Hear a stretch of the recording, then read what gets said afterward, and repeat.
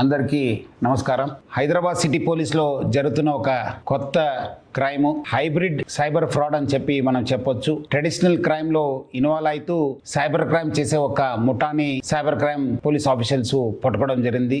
ఇది ఎట్లా జరుగుతుందంటే, మొబైల్ థెఫ్ట్ చేసిన తర్వాత వాళ్ళ అకౌంట్ లో ఉన్న అంతా డబ్బులు ఖాళీ చేసి ఫస్ట్ టార్గెట్ చేసేదేమో సెల్ ఫోన్, తర్వాత టార్గెట్ చేసేది బ్యాంక్ అకౌంట్. సీనియర్ సిటిజన్స్ ని, అమాయక ప్రజల్ని, రద్దీ ఉన్న ప్లేసెస్ లో మార్కెట్ కావచ్చు, రైల్వే స్టేషన్స్ కావచ్చు, స్మార్ట్ ఫోన్ యూజ్ చేస్తారు. వాళ్ళని టార్గెట్ చేసి దొంగతనం చేసిన తర్వాత ఈ సైబర్ క్రైమ్ కి పాల్పడుతున్నారు. ఆ ఒక ఫోన్ దొంగతనం చేసి అదే ప్యాటర్న్ యూజ్ చేసి బ్యాంక్ అకౌంట్ ఖాళీ చేస్తారు.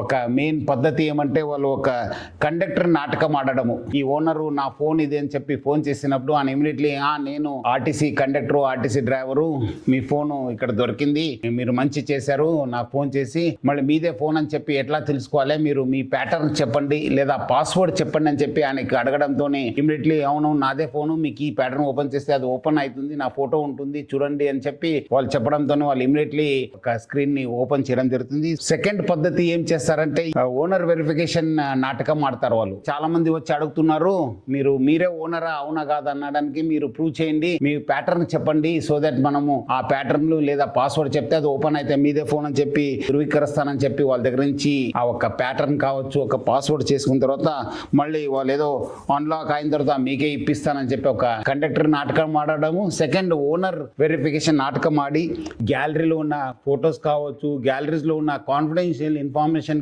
ఈ నోట్స్ లో బ్యాంక్ డీటెయిల్స్ కావచ్చు, పాన్ కార్డ్ డీటెయిల్స్ కావచ్చు, పాస్వర్డ్స్ కావచ్చు, ఈ వాట్సాప్ చాట్ లో కూడా చాలా మంది పెట్టడంతో వాళ్ళు యాక్సెస్ రావడం జరుగుతుంది. ఆ కాన్ఫిడెన్షియల్ ఇన్ఫర్మేషన్ లో వాళ్ళు రకరకాల మన యాప్స్ ఉన్న ఫోన్ పే యాప్స్ కావచ్చు, గూగుల్ పే యాప్స్ కావచ్చు, పేటిఎం యాప్స్ ని ఓపెన్ చేసి యూపీఐ పిన్స్ ని రీసెట్ చేసి మళ్ళీ ఫోన్ లో అక్కడ ఉన్న వాళ్ళ అకౌంట్ లో ఉన్న డబ్బులంతా వాళ్ళు మళ్ళీ ఇస్తారు, వాళ్ళ అకౌంట్ కి ట్రాన్స్ఫర్ చేసుకుంటారు. అట్లానే కొంతమంది తెలివిగా బెట్టింగ్ యాప్స్ కావచ్చు, లేదంటే గేమింగ్ యాప్స్ కావచ్చు, డిజిటల్ వ్యాలెట్స్ కూడా అమౌంట్ మళ్ళించి అక్కడి నుంచి కూడా అమౌంట్ వాళ్ళు డ్రా చేస్తారు. అట్లానే కొంతమంది మ్యూల్ అకౌంట్స్ కూడా అమౌంట్స్ ట్రాన్స్ఫర్ చేసి అక్కడి నుంచి కూడా వాళ్ళు డబ్బులు విత్డ్రా చేసుకొని కూడా వాళ్ళు ఈ సైబర్ ఫ్రాడ్ లో ఇన్వాల్వ్ కావడం జరుగుతుంది. ఈ సామాన్య నేరం కాదు, ఇది ఒక చాలా ఆర్గనైజ్డ్ గా జరుగుతుంది.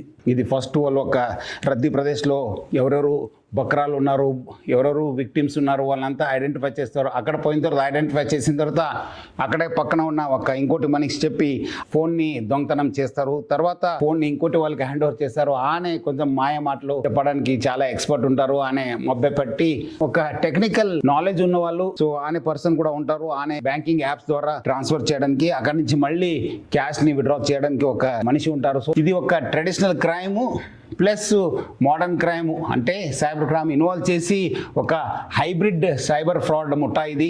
సో మీకు అలాంటి కాల్స్ వస్తే మీరు చెప్పొద్దు, పోలీస్ కంప్లైంట్ ఇస్తానని చెప్పి పోలీస్ దృష్టి కూడా ఇది తీసుకురావాలి.